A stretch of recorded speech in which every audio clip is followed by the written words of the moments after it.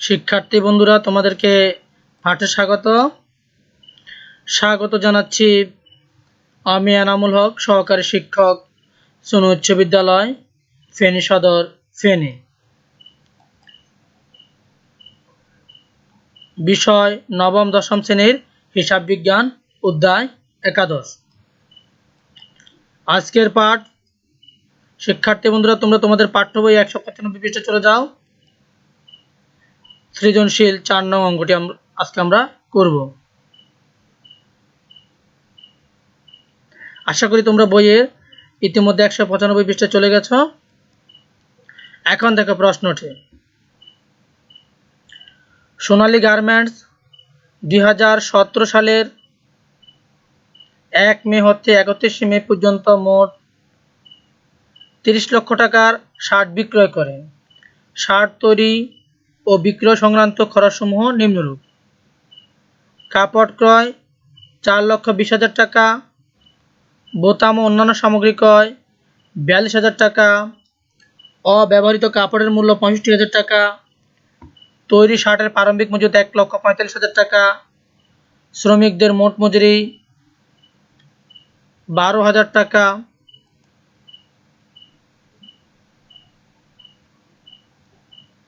কারখানার আনুষঙ্গিক খরচ 52,000 টাকা, টেলিফোন ও বিদ্যুৎ বিল 9,000 টাকা।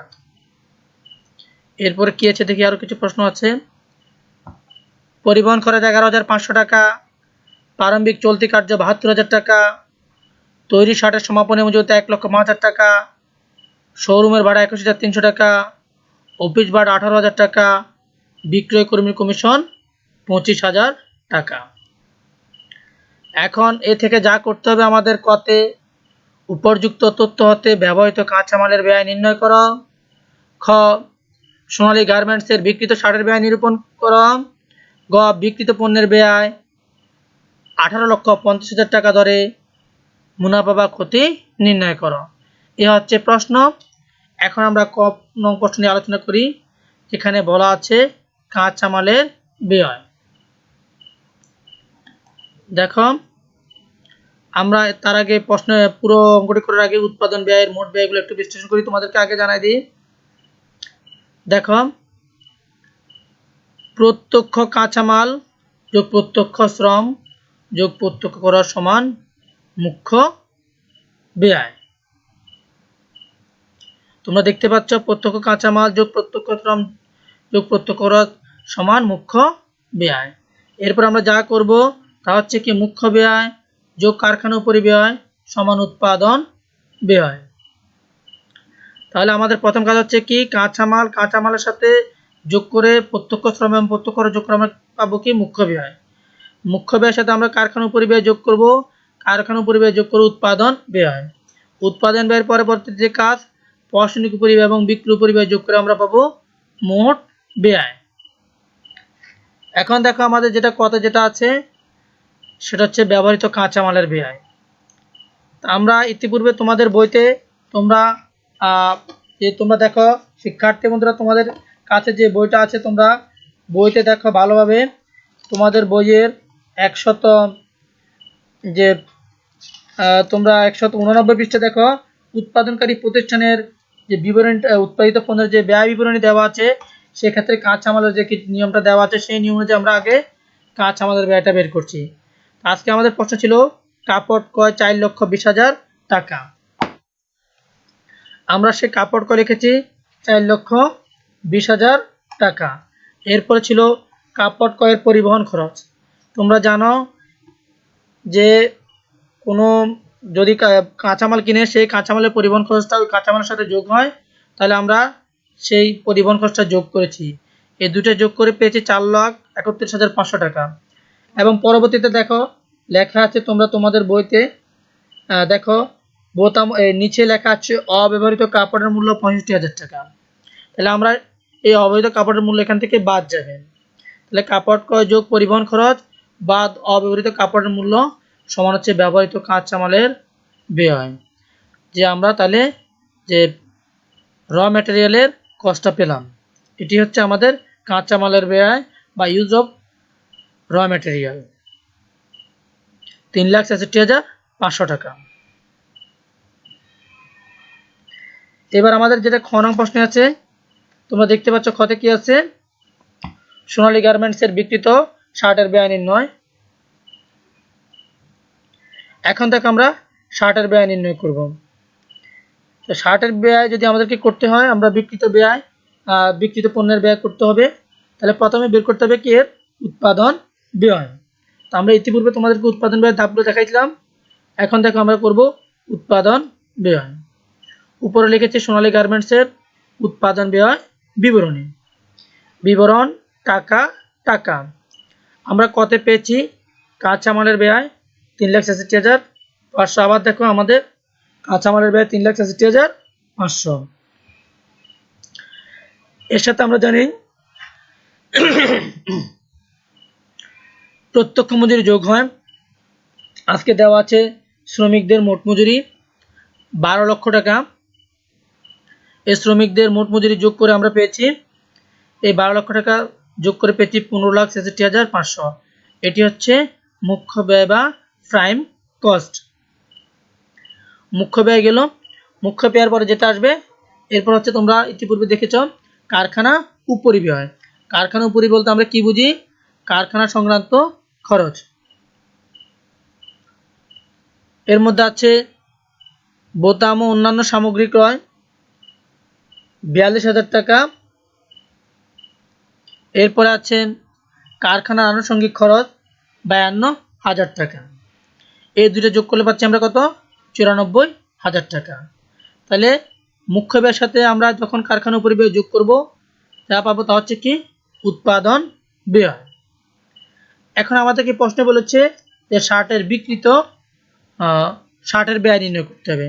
তার মানে হচ্ছে কি যে শার্টের বিক্রিত পণ্যের ব্যয় বের করতে হবে। তাহলে আমাদেরকে এখন বিক্রিত পণ্যের ব্যয় বিবরণীর বের করতে হবে। দেখো এরপর আরো যেটা কাজ আছে, দেখো প্রশ্নে যেটি দেওয়া আছে, তোমরা দেখতে পাচ্ছ দেওয়া আছে প্রারম্ভিক চলতি কার্য আছে প্রশ্নে 72,000 টাকা। আমরা উৎপাদন ব্যয়ের সাথে প্রারম্ভিক চলতি কার্য যোগ হবে। উৎপাদন ব্যয়ের সাথে প্রারম্ভিক চলতি কার্য যোগ করে পাই উৎপাদিত পণ্যের ব্যয়। যদি উৎপাদিত পণ্যের যদি চলতি কার্যের সমাপনী ব্যয় থাকতো, সমাপনীটা বিয়োগ করতাম। আজকে আমাদের প্রারম্ভিক চলতি কার্যের সমাপনী ব্যয় নেই। শিক্ষার্থী বন্ধুরা, এখানে আমরা সর্বশেষ যেটা নিচে তোমরা স্ক্রিনে একদম শেষে দেখতে পাচ্ছ, উৎপাদন ব্যয় 16,60,500 টাকা। এই যে এটি আর এটি যোগ করো, 15,66,500 আর 94,500 যোগ করে উৎপাদন ব্যয় 1,66,500। এখন যখন আমাদের চলতি কার্য আছে, তাহলে আমরা কি করব, চলতি কার্যটা প্রারম্ভিক থাকলে যোগ, সমাপনী থাকলে বিয়োগ।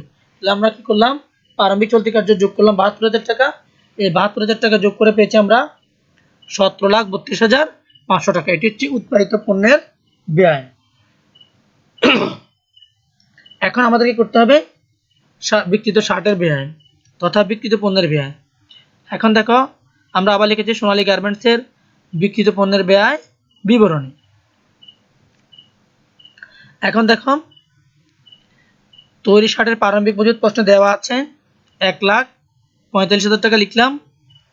উৎপাদিত পণ্যের ব্যয় ইতিপূর্বে তোমরা দেখেছ, যেটা আমরা এই যে জায়গা থেকে উৎপাদিত পণ্যের ব্যয় 17,32,500, সেটা এখান থেকে আমরা লিখলাম উৎপাদিত পণ্যের ব্যয় 17,32,500। এখন এই যে তৈরি শার্টের প্রারম্ভিক মজুত এবং উৎপাদিত পণ্যের ব্যয়, এই যে দুইটি এন্ট্রি তোমরা দেখতে পাচ্ছ, এই দুইটা যোগ করে আমরা পেলাম 18,77,500। এটা হচ্ছে বিক্রয়যোগ্য পণ্য। এবার প্রশ্ন দেওয়া আছে তৈরি শার্টের সমাপনী মজুত। তৈরি শার্টের সমাপনী মজুত হচ্ছে আমাদের কত টাকা, 1,05,000 টাকা। তাহলে আমরা সমাপনী মজুত বিয়োগ করে পেয়েছি কত টাকা, 1 লক্ষ। যেটা পেলাম সেটা হচ্ছে বিক্রিত পণ্যের ব্যয়। 18,77,500 থেকে 1,05,000 টাকা বিয়োগ করলে আমরা পাচ্ছি কত, 17,72,500। এটি হচ্ছে বিক্রিত পণ্যের ব্যয় অথবা বিক্রিত শার্টের ব্যয়, যেটাই বলো। এই হচ্ছে খ নং প্রশ্ন। আজকের খ নং প্রশ্নটি 2 ধাপে বিভক্ত। শিক্ষার্থীবৃন্দ, আশা করি তোমাদের ইতিমধ্যে তোলা হয়ে গেছে খ নং। তাহলে আমরা যেটা করলাম, খতে কি করলাম, প্রথমে দেখো আবার বলছি, প্রথমে আমরা পেয়েছি উৎপাদন ব্যয় বের করেছি, পথে আমরা প্রথমে মুখ্য ব্যয়ের পরে উৎপাদন ব্যয়, উৎপাদন ব্যয়ের পরে উৎপাদিত পণ্যের ব্যয়।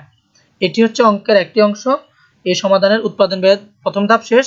দ্বিতীয় ধাপ হচ্ছে আমাদের বিক্রিত পণ্যের ব্যয় তথা ষাটের ব্যয়। তো এখন আমরা সেখান থেকে যে স্ট্রাকচার অনুযায়ী আমাদের যে নিয়ম অনুযায়ী আমরা বিক্রিত পণ্যের ব্যয়টা বের করলাম। আশা করি তোমরা এভাবে উৎপাদিত পণ্যের ব্যয় বিবরণী এবং বিক্রিত পণ্যের ব্যয় বিবরণী করতে পারবে। এখন দেখো গ নং প্রশ্ন যেটি দেওয়া আছে, এই যে প্রশ্নটি হচ্ছে বিক্রিত পণ্যের ব্যয় 18,50,000 টাকা ধরে মুনাফা বা ক্ষতি নির্ণয় করো। দেখো বিক্রিত পণ্যের ব্যয় 18,50,000 টাকা ধরে মুনাফা বা ক্ষতি। তোমরা জানো মুনাফা বা ক্ষতি করতে হলে, ক্ষতি বের করতে হলে আমাদের কি বের করতে হয়? আমাদেরকে বিশদ আয় বিবরণী করতে হয়। এখন তাহলে আমরা কি করব? বিশদ আয় বিবরণী করব। দেখো আমরা লিখলাম সোনালী গার্মেন্টস বিশদ আয় বিবরণী। তারিখ 31 মে 2017 সালের সমাপ্ত বছরের জন্য প্রশ্নের তারিখটা দেওয়া আছে। বিবরণ টাকাটাকে আমরা লিখেছি। বিক্রয় প্রশ্নে দেওয়া আছে 30 লক্ষ টাকা, একদম প্রথমেই প্রশ্নের শীর্ষে দেওয়া আছে 30 লক্ষ টাকা ষাট বিক্রি করেন, আমরা লিখেছি 30 লক্ষ টাকা। বিক্রিত পণ্যের ব্যয় আমরা এই যে খতে আমরা পেয়েছি বিক্রিত ষাটের ব্যয় তথা বিক্রিত পণ্যের ব্যয় 17,72,500। এখান থেকে সেটা আমরা লিখে না লিখে আমাদেরকে প্রশ্ন যেটা দেওয়া আছে, প্রশ্ন দেওয়া আছে 18,50,000। আমরা প্রশ্নটা লিখব, আমরা আগে যেটা পেয়েছি খতে সেটা লিখব না, আমরা এটা হচ্ছে প্রশ্ন উল্লেখিত যেটা 18,50,000, এটা আজকে তারা প্রশ্ন উল্লেখ করে দিয়েছে। যদি প্রশ্ন যদি উল্লেখ যদি না করতো তাহলে আমরা খতে যেটা পাইছিলাম সেটাই লিখতাম। তাহলে বিক্রয় বাদ বিক্রিত পণ্যের ব্যয় তোমরা জানো, এটা আমরা বিশদ আয় বিবরণীতে করেছি দশম অধ্যায়ে। তাহলে বিক্রয় থেকে বিক্রিত পণ্যের ব্যয় বাদ দিলে আমরা কি পাই? মোট মুনাফা। এরপর হচ্ছে আমাদের পরিচালন ব্যয়। তো পরিচালন ব্যয় হচ্ছে কি আমাদের আজকে যেটা আছে, প্রথমে আছে অফিস ও প্রশাসনিক ব্যয়। আমরা জানি পরিচালন ব্যয়টা দুই ভাগে বিভক্ত, একটা হচ্ছে অফিস ও প্রশাসনিক ব্যয় আর একটা হচ্ছে বিক্রি উপরি ব্যয়। এর মধ্যে আছে আমাদের অফিস ভাড়া আছে 18,000, টেলিফোন ও বিদ্যুৎ বিল আছে 9,000, এর দুটো যোগ করে 7,000। এরপর আছে আমাদের বিক্রি উপরি ব্যয়। বিক্রি উপরি এর মধ্যে আছে শোরুমের ভাড়া, এটা পণ্য বিক্রয় কেন্দ্র, শোরুম মূলত যেখানে পণ্য বিক্রি করা হয়, এবং আছে বিক্রয় কর্মীর কমিশন, এই দুইটা যোগ করে 46,300। এর আগে ছিল আমাদের 27,000 টাকার যে অফিস ও প্রশাসনিক ব্যয়, আর এখন হচ্ছে বিক্রি উপরি ব্যয় 46,300। এই দুইটা যোগ করে পাই আমরা 73,300 টাকা। তাহলে আমাদের এর ইতিপূর্বে আমাদের ছিল মোট মুনাফা ছিল 11,50,000 টাকা। তোমরা দেখতে পাচ্ছ এখানে মোট মুনাফা 11,50,000 টাকা। 11,50,000 টাকা থেকে 73,300 টাকা বিয়োগ করলে পাই আমরা 10,76,700 টাকা। এটি হচ্ছে আমাদের নেট মুনাফা। আশা করি শিক্ষার্থীবৃন্দ তোমরা সমাধানটি বুঝতে পেরেছ। এখন তোমাদের বাড়ির কাজ